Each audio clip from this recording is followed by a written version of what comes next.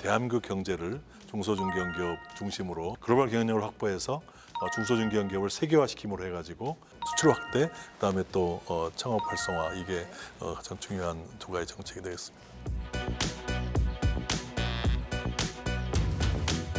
대한민국 경제의 허리라고 할 수 있는 중소기업, 이 중소기업 정책의 밑그림을 그리는 분입니다. 오늘 토마토 인터뷰 소통에서는 주영섭 중소기업 청장 모시고 이야기 나누겠습니다. 청장님 안녕하세요. 네, 안녕하세요. 네, 반갑습니다. 네, 반갑습니다. 네. 지난 18일이었죠. 네. 이때로 취임 1주년을 맞으셨다고 들었어요. 축하드립니다. 예, 감사합니다. 네, 기사를 통해서 상당히 좀 많이 접했는데 여러 가지 성과도 좀 있으셨고요. 1년간의 소회를 좀 전해주시죠. 네, 그 전 세계가 지금 일자리 전쟁을 하고 있거든요. 그래서 일자리 창출이라는 게 모든 정부의 지금 최고의 화두인데, 그런 면에서 보면 우리나라도 지금 일자리 창출 면에서 보면은 중소기업, 중견기업이 대부분의 일자리를 창출하고 있습니다. 물론 과거에는 대기업이 이제 일자리 창출의 주역이었지만 지금은 중소중견기업 일자리 창출 주역이 되고 있습니다. 그래서 우리나라의 경제 구조가 이제 선진국처럼 이 지금 과거의 그 대기업 중심 구조에서 중소중견기업 중심 구조로 지금 급격히 바뀌고 있습니다. 그래서 그러한 그 과정에서 저도 중소기업 청장에 이제 부임을 해서 1년 동안 대한민국 경제를 중소중견기업 중심으로 만들어가는 과정에 많은 이제 정책들을 했던 걸로 지금 되어 있습니다. 그 과정에서 이제 수출도 중소기업 수출이 감소해서 이제 증가로 돌았고, 그 다음에 또 이 창업 벤처도 역대 최고의 벤처 붐이라는 말이 들 정도로 벤처 투자 금액 또 펀드 조성액이 역대 최고 금액을 나타내고 있고, 그래서 이러한 그 성과들을 바탕으로 이제 좀 우리나라의 경제 역동성이 좀 굉장히 어려운 시기지만 좀 희망을 말할 수 있겠다고 말씀을 드릴 수 있을 것 같습니다. 그래서 저는 한 1년이 아마 굉장히 보람된 해였지 않나 이렇게 생각합니다. 네, 일자리에다 수출, 창업 뭐 여러 가지 분야에서 활약을 하시느라 1년이 그 누구보다도 좀 바쁘게 보내셨을 것 같은데 또 이제 앞으로가 좀 기대가 됩니다. 네, 올해 이 중소기업과 또 중견기업 쪽에 대한 정책 방향 계획을 좀 발표를 하셨잖아요. 그 가운데서 가장 주안점을 두고 있는 정책은 어떤 건가요?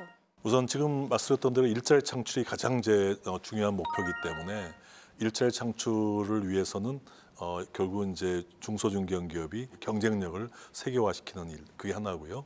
그다음에 또 하나는 이제 창업 벤처 활성화를 만드는 거, 그게 이제 일자리 창출의 두 가지 중대 축이거든요. 그래서 그 맥락에는 글로벌 경쟁력을 확보해야 한다는 정책의 가장 중요한 목표고요. 그래서 지금 수출 쪽에서는 이제 우선 첫째로는 저희가 그 중소중견기업 수출 목표를 2,500억 불로 올해 정해서 우리나라 전체 수출의 약 50%를 돌파하는 것이 이제 올해 이제 목표가 되겠고요. 그걸 위해서 수출의 초보 기업들을 육성하는 데 쪽에 좀 많이 정책적 방점이 가 있었습니다. 그런데 이제 앞으로 선도 기업들을 더 세계 시장에서 성과를 더 많이 낼 수 있는 성과 창출 쪽에 대한 두 가지 투트랙으로 가는 것이 이제 중요한 정책이고요. 신흥 시장, 그래서 4대 신흥 시장을 저희가 아세안, 중남미, 그리고 또 인도, 아프리카, 중동을 정해서 확대를 하고, 또 과거에 이제 부품 소재 중심에서 이제 더 추가해서 고급 소비재들을 좀 더 확대하는 거. 여러 가지 다변화를 통하는 게 또 중요한 정책이고요. 보호무역주의가 잘 아시는 대로 상당히 지금 태동되고 있기 때문에 기업들 혼자만 맡기는 게 아니라 정부가 상대방 정부하고 정부 간 협력 체계를 만들어서 일종의 우리 중소기업이 진출을 도와주는, 정부가 도와주는 그런 이 협력 체계를 저희가 기술 교류 센터라고 하는 그 양국 공동 운영하는 체계를 만들어서 우리 중소기업을 지원을 할 계획입니다. 그래서 펀드 같은 경우는 역대 최고로 지금 3조 2천억 원이 지금 조성이 됐고, 또 벤처 투자도 2조 1,500억이 돼서 역대 최고의 벤처 붐이 형성되고 있습니다. 그래서 이러한 그 창업의 열기를 계속 지속하기 위해서는 우선 창업은 위험하다 하는 이 두려움이 있거든요. 그걸 지금 빨리 없애려기 위해서는 투자 중심으로 바꿔야 됩니다. 그래서 좋은 기술, 좋은 아이디어가 있으면 이 투자를 받아서 창업을 하면 결국 성공하면 좋고 실패하더라도 재도전할 수 있는 창업 생태계를 만드는 것이 지금 굉장히 중요하고요. 글로벌 스타벤처로 만들어가는 정책들이 굉장히 여러 가지 저희 중소기업청의 정책들이 지금 가동되고 있습니다. 그래서 그걸 잘 가동시켜서 수출 확대, 그다음에 또 창업 활성화 이게 가장 중요한 두 가지 정책이 되겠습니다. 확실히 이런 부분이 좀 와닿는 게 저희 방송에서도 일주일에 한 번씩 이렇게 스타트업이라고 하죠. 벤처기업을 좀 소개하는 이런 코너를 함께 좀 하고 있는데 얘기를 들어보면은 이 벤처 투자라든지 클라우드 펀딩을 통해서 상당히 좀 많은 도움을 받고 있더라고요. 그래서 이 창업이나 벤처 관련해서 얘기를 좀 더 좀 들어보고 싶습니다. 구체적으로 좀 어떤 정책들 좀 올해 역점을 두고 진행을 하실 계획인가요? 크게 봐갖고 두 가지 의미가 있습니다. 하나는 이 창업 활성화 그 자체가 일자리를 많이 창출하는 그게 하나 있고요. 또 하나는 그 창업 기업이 기술 혁신을 굉장히 많이 드라이브하기 때문에 기존의 대기업, 중견기업, 중소기업의 그 M&A를 통해서 이 혁신을 공급할 수 있습니다. 그럼 그렇게 되면 기존 기업들의 혁신이 더 활발해집니다. 그래서 그걸 제가 이제 이노베이션 파이프라인이다, 이 혁신의 통로다, 이걸 M&A 활성화 정책들을 대단히 많이 이제 활성화시킬 겁니다. 그래서 창업 생태계를 좀 더 보완해서 좀 더 두려움 없는 창업을 할 수 있게 우수 인재들이 좀 더 창업계에 좀 많이 들어올 수 있게 하는 정책들과 기업을 가치를 상승시켜주는 그런 기관들과 협업을 통해서 이 창업계가 훨씬 더 이제 선순환으로 갈 거로 지금 예상을 합니다. 그래서 스타트업 쪽에 활성화를 통한 일자리 창출, 또 그리고 또 그 창출이 그 혁신이 기존 기업을 또 탈바꿈시키고 또 미래 성장론을 만들어주는 그 두 가지 되는? 통해서 네. 창업 정책들을 좀 활성화시킬 계획입니다. 네, 얼마 전에 이 여수 전통시장에서 화재 사건이 발생해서 많은 전통시장 상인분들이 좀 시름을 앓고 있는 상황인데요. 이분들은 또 경제적 약자라고밖에 할 수가 없죠. 전통시장 상인분들이나 소상공인분들을 위해서도 상당히 좀 많은 정책을 펼친 걸로 알고 있는데요. 구체적으로 올해는 어떤 구상을 가지고 계신가요? 네. 소상공인 전통시장을 포함한 이 소상공인 전반이 사실 민생 경제의 가장 핵심입니다. 그래서 그 소상공인 정책은 아무리 강조해도 지않지 않고요. 그래서 이제 소상공인에 대해서는 중소기업청에서 그 소상공인 육성 3개년 계획을 매 3년마다 계속 세우면서 이 육성을 하고 있습니다. 이제 그 과정에서 소상공인도 아까 말씀드렸던 대로 결국은 경쟁력을 강화시키는 쪽으로 가서 이 큰 그 배려하고 보호한다는 개념보다는 스스로 이렇게 자생력을 높이는 거가 대단히 중요합니다. 그래서 이 경영 능력도 좀 더 올려드리는 그런 그 소상공인 정책이 이제 가장 기본적인 틀이 되겠고요. 올해부터는 그 소상공인들 간에 좀 더 규모화와 네트워크화를 좀 추진하려고 하고 있습니다. 소상공인이 혼자서 있게 되면 힘이 없지만 소상공인이 좀 서로 좀 뭉치면 더 힘이 생기기 때문에 그래서 이제 그게 이제 예를 들면 뭐 소상공인 협동조합이라든가 또는 네트워크형 소상공인이라고 해서 소상공인이 서로 이렇게 그 공동으로 어떤 마케팅도 하고 공동 브랜드도 만들고 공동 기술 개발도 하고 이런 그 공동 사업들을 좀 함으로 해서 힘을 기울 수 있는 경쟁력을 기울 수 있는 것들을 추진할 겁니다. 그래서 그거는 국내에서도 중요하지만 해외로 진출하는 소상공인의 경우도 좀 단독으로 해외 진출하는 게 아니라 그렇게 집단으로 해외를 진출하는 프로젝트도 좀 할 계획이고요. 그다음에 또 이제 전통시장은 그 중에서도 특히 이제 또 정말 하나의 그 삶의 현장으로서 우리가 지켜야 될 문화유산인데요.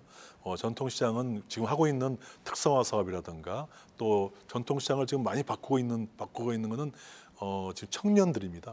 그래서 청년 상인을 육성하고 또 외국인들을 또 전통시장에 많이 유입할 수 있는 그 소위 이제 저희가 인바운드로 수출이다. 이건 하나의 그 외국인들이 전통시장에 많이 와서 외화를 많이 쓰는 거는 이것도 하나의 수출과 똑같은 효과이기 때문에 그래서 전통시장의 그 외국인의 명소화를 시키는 프로젝트도 지금 진행 중에 있고요.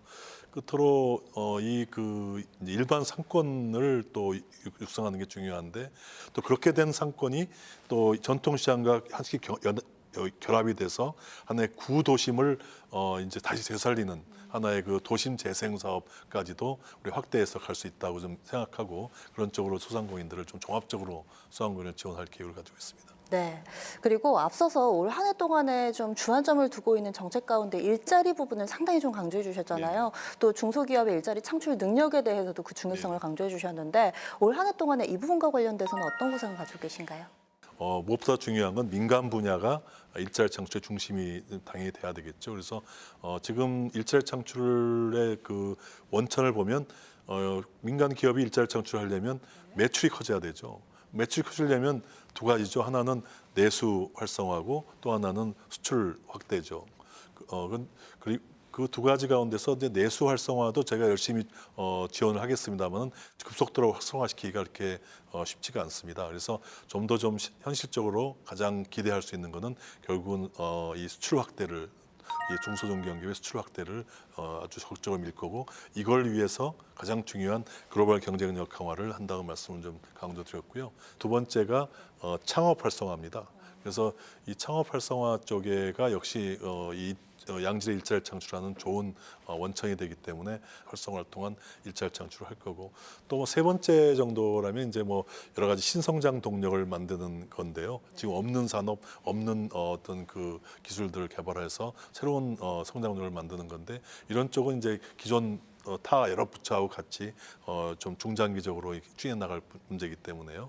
그래서 특히 중소기업청 입장에서는 중소중견기업의 수출 확대하고 이 창업 벤처 활성화를 통해서 일자리 창출에 매진할 계획입니다. 네, 지금까지 얘기만 듣더라도 물론 앞서서 1년 동안에 상당한 성과를 좀 보여주셨는데 올해 중소기업들의 세계화 그리고 또 일자리 창출 이런 선순환들이 벌써부터 좀 청장님 행보가 기대가 됩니다. 그럼요, 올해 이루고 싶은 목표가 있으시다면 마지막으로 한 말씀 해주시죠.